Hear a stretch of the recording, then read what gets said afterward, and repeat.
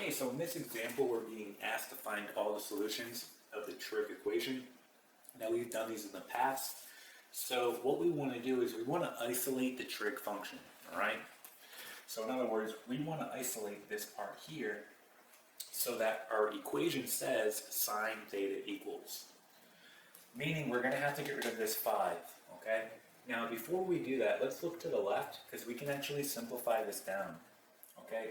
So what I'm going to do here is I'm going to do 10 divided by 2, and then I'm going to do negative square root of 2 divided by 2, right? Just to simplify it down.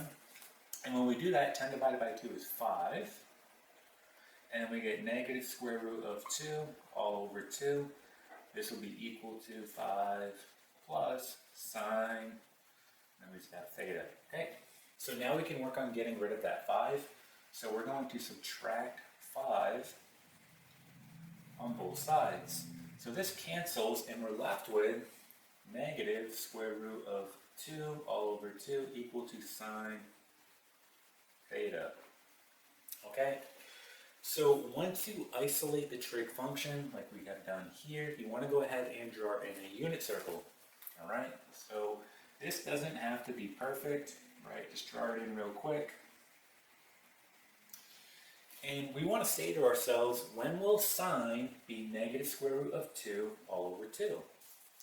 Well, that's going to happen in the third and the fourth quadrants. In the third quadrant, it's going to be 5 pi all over 4. And in the fourth quadrant, it's going to be 7 pi over 4. So 7 pi over 4. Okay? So once you have those angular values, what you want to do is rewrite your equation. Now, to rewrite your equation, you're simply going to drop the sign and just leave what you have in parentheses, in this case, theta.